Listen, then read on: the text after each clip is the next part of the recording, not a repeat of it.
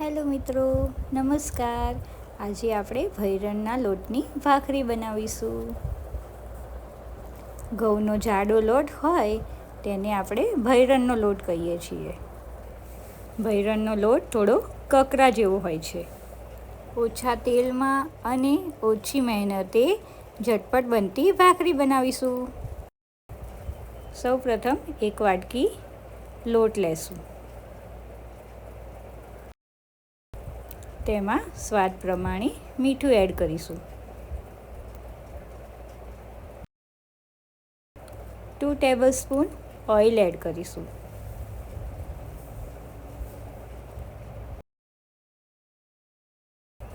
ત્યારબાદ બધી વસ્તુને સરખી રીતે મિક્સ કરી લેશું.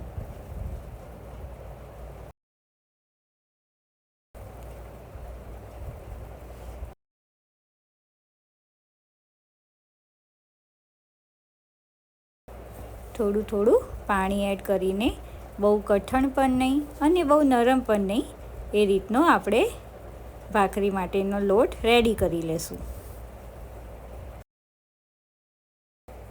ભૈરણના લોટની ભાખરી માખણ સાથે ખાવાની બહુ જ મજા આવે છે. એકવાર આ રીતની ભાખરી જરૂરથી ટ્રાય કરજો.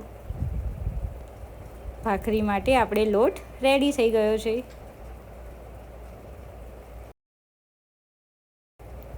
ત્યારબાદ તેને આપણે વણી લેશું. આ રીતની ભાખરી આપણે જલ્દીથી બની જાય છે. જેને ક્રિસ્પી ભાખરી ખાવાની ઈચ્છા હોય તેને આ રીતની ભાખરી બહુ ઇઝી પડે છે અને ખાવામાં પણ એકદમ મજેદાર હોય છે.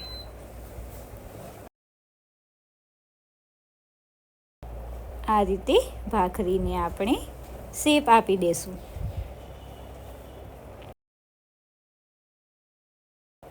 ત્યારબાદ આપણે બંને બાજુ સરખી રીતે શેકી લેશું. ગેસની આંચ આપણે મીડિયમ રાખવાની, જેથી ભાખરી આપણી પોચી બને. બંને બાજુ સરખી રીતે આપણે ભાખરીને શેકી લેશું.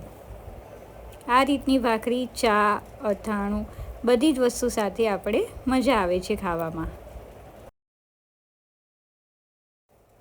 આ રીતે બનાવેલી ભાખરી કોની કોની ફેવરિટ છે તે કોમેન્ટ કરવાનું ભૂલતા નહીં. અને શું તમે ભૈરણના લોટની ભાખરી ખાધી છે કે નહીં તે બી કોમેન્ટ કરવાનું ભૂલતા નહીં. ત્યારબાદ ગરમા ગરમ ભાખરી પર ઘી લગાવીશું અને સર્વ કરીશું.